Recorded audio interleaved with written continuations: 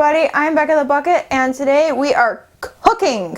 Yes, I'm not very good at cooking. I don't do it very often, so we might have a lot of very funny outtakes. If we do, I will post them later. As of right now, this segment is untitled. If you guys have any ideas, something with bucket in the name, since I am Becca the Bucket, then give me a shout out in the comments below, and if I choose your title for my segment for cooking, I will send you a Japanese candy. I don't know what yet, but if I choose it, I will send you something. So, today we are cooking yakisoba. Those are Japanese noodles made with kind of like a combination, it's like a thick soy sauce, but it's kind of barbecue-y at the same time because it's made with Worcestershire sauce.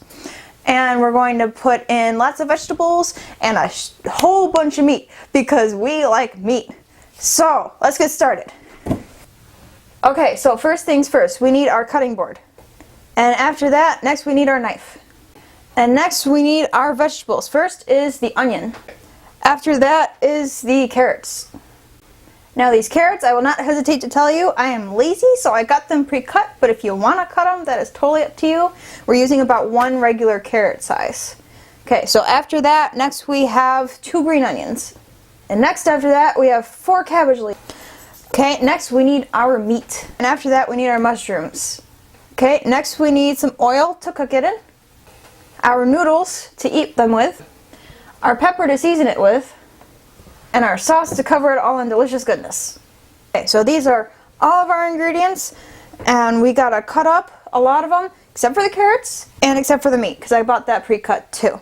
So, let me clear everything off, and the first thing we're gonna start with is our onion. Now, the recipe calls for half an onion, and I've already kind of cut that. Well, actually my stepdad cut it off because it's a really hard onion for some reason. So thank you, stepdad. We're going to cut it real thin. So what you're going to do is you're going to put your hand on top. We're going to cut it in half that way. Maybe another time if you're feeling adventurous and you have enough room. Then we're going to cut it down the middle on top. And we're going to do that a few more times because those look like really big chunks of onion. And we're going to make sure it's all nice and even. Tuck your fingers under so you don't slice them off. And you're just going to chop.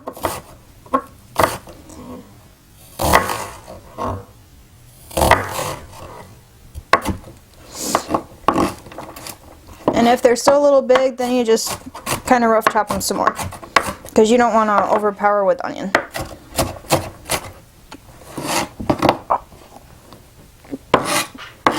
Okay, we're going to push that off to the side from now. We're going to get everything all chopped up and ready for the pan before we start actually cooking. Okay, and next we need the carrot. Hey, look at that!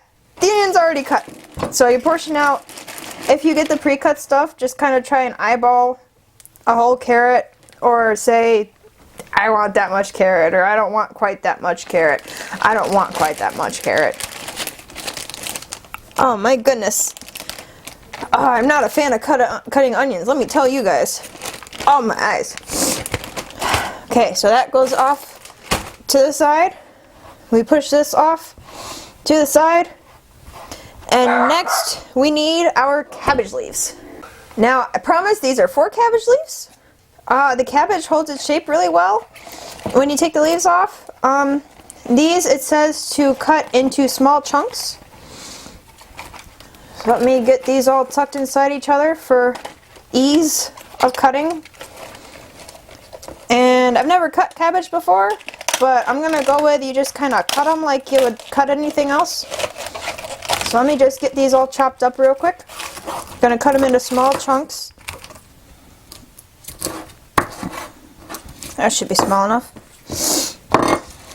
Okay, I'm running out of room on my chopping board. Oh no! I think I needed a bigger one. I don't have a bigger one. I gotta buy a bigger one.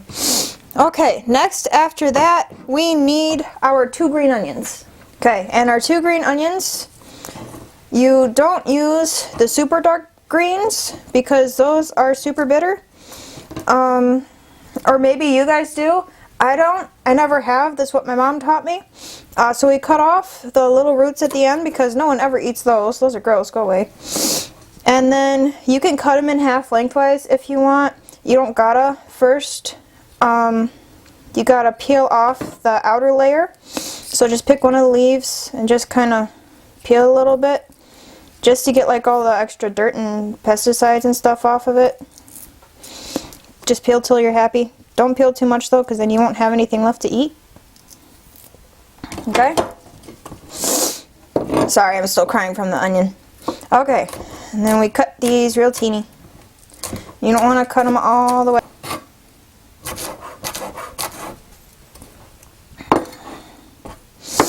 Okay, and those are the green onions. And next, what do we need?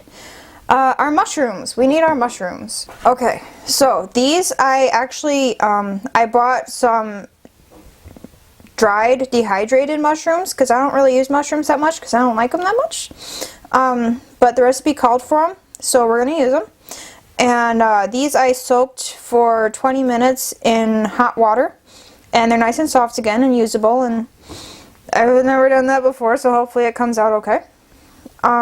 So yeah, just gotta slice these babies. We're not dicing, we're just, you know, slicing them up, making them nice and pretty. I used 1, 2, 3, 4, 5 of them because I'm making a lot of pasta. But if you guys want to use more mushroom or less mushroom, that's up to you. Okay, there's that. And then next we need our meat. Okay, and our meat I bought pre-cut.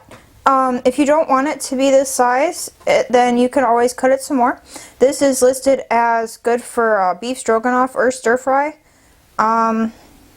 You know, it is what it is. I'm leaving it cut the length it is because we like meat and we like big pieces of meat. And what's the point of meat if you can't find it in your food?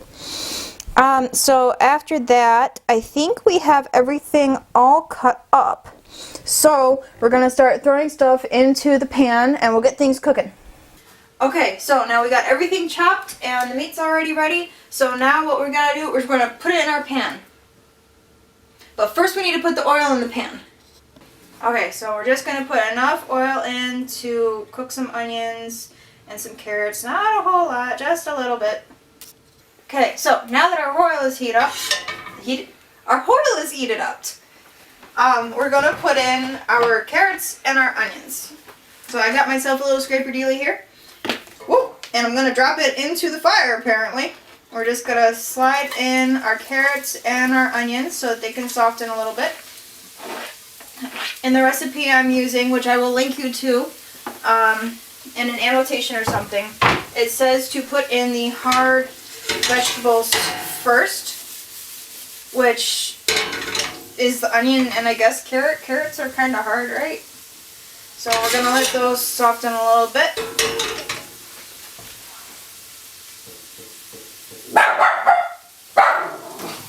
And that's Zeus in the background. You guys remember Zeus, right? He got a haircut recently, so now he is he has very short hair, he is very white as opposed to dingy. And he's very soft and fluffy. Maybe you'll get a shot of him later in the video after I've delivered the food to everyone. Okay, so now that this is starting to heat up some, I need my tongs.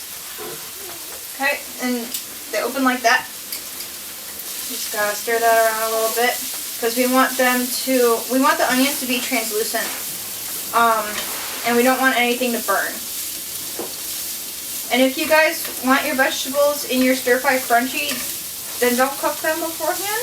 But I've never had stir fry that has super crunchy vegetables. You want them just soft enough that they're not raw.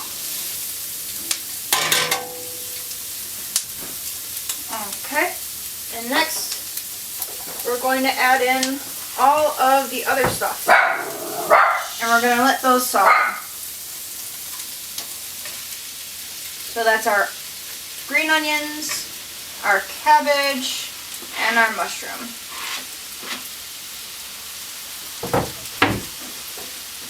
We're going to put that off to one side a little bit, and we're going to add in the meat, because the meat has to cook, unless you get meat that you can eat raw, which I mean this you can, but okay. And I have beef in here, so if you're going to use beef as opposed to, say, pork or chicken, then you could go ahead and cook it to whatever amount of done you like it to be. If you just want it warm because you like your meat rare, then just do it that much. Okay, we're going to let that sit for a minute and cook up a little bit. Okay, so while that's browning up a little bit, if you bought pre-made fresh noodles, then we're going to have to take them out of the package. So we need our noodles. And these are pre-packaged. They are made fresh. They were in the fridge section, so I'm going to open these up real quick. We're not putting them in just yet because we still got to cook our meat a little bit more, but I'm just going to open them up, get them ready.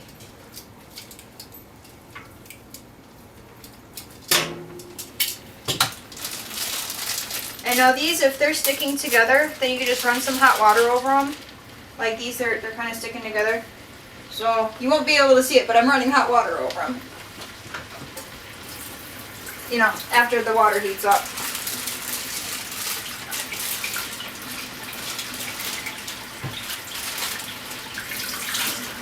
And the noodles I got are yakisoba noodles. They are specifically for yakisoba. They're not soba noodles though. I was reading online, and yakisoba is generally made with like udon noodles. So yeah, don't try to make this with soba noodles, I guess. Now my hand is wet. I can't get it open.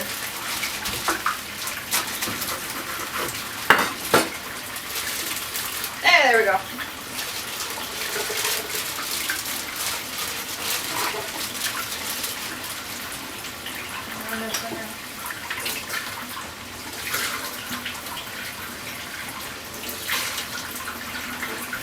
Okay, so after you run it under hot water, just kind of break it up a little bit. I'm just breaking it up a little bit so they don't stick back together. I'm setting them off to the side.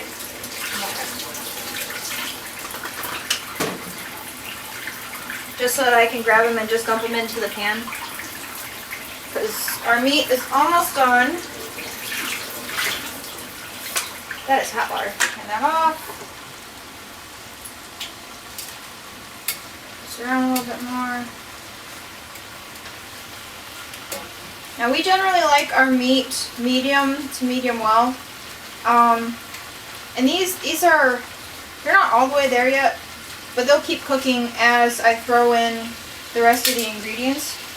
And also, if you leave your meat a little undercooked, at least when it comes to the beef, when you go to reheat it, it won't be dry.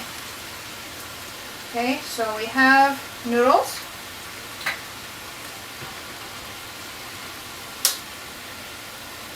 And these are Maruchan instant noodles. Well, they're not instant, they're pre-made, they're regular noodles. It came with 3 single-serve packages. I am feeding a family of 4 that eats like a family of 6, so hopefully these are enough. I got a whole bunch of other stuff in there, including extra meat to compensate for that. So it should be fine though. It's making a lot. That's a lot of food. Okay. Add that in.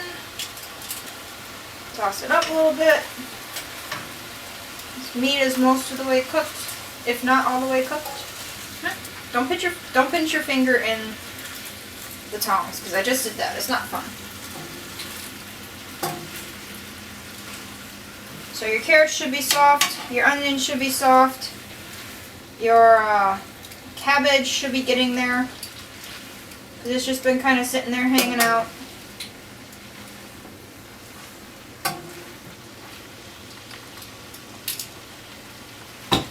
Okay, now see how nice and pretty that is? Let that warm up a little bit while I get my pepper. Okay, so I got my pepper. And, you know, just whatever to your taste. Ingredients recipes almost always call for salt and pepper. You want to give it a good healthy coating. Stir that around a little bit, and now we got to reduce it to medium instead of medium high. I don't know if I mentioned earlier that that's what we were at, but that's what we were at. Hopefully you're not cooking as you're watching, because if I forgot to tell you what temperature to go for, then you'd be very confused. So we just gotta let those warm up some. That's a lot of cabbage. Maybe don't use 4 things of cabbage. Maybe use only 3 leaves of cabbage. Unless you like a lot of cabbage. That's a lot of cabbage though. Okay, and then next I need, hands are wet.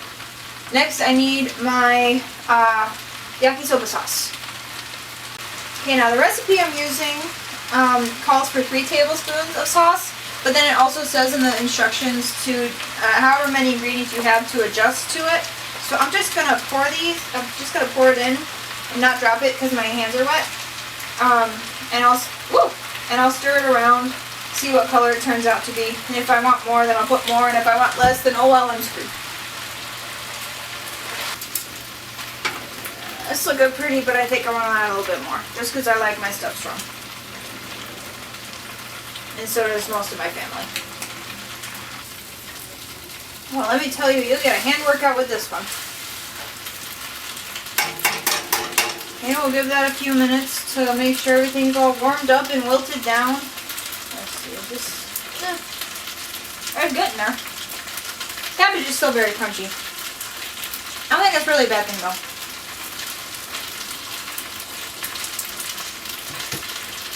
Let me try a little bit. I know I'm going to regret this.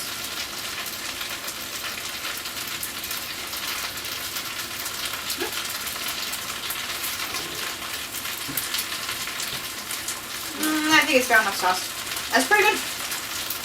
Pretty good for someone who can't cook. So just make sure that's all nice and warm. And that is it, guys.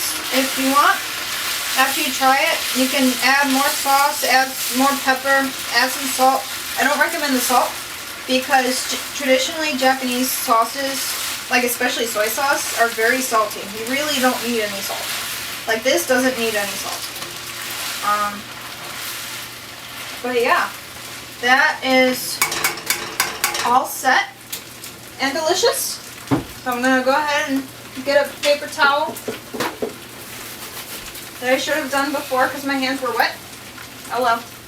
Turn the heat off. And there is our deliciousness. Yakisoba with beef and tons of vegetables. I will link the recipe that it uses from is from justonecookbook.com. She does only Japanese foods.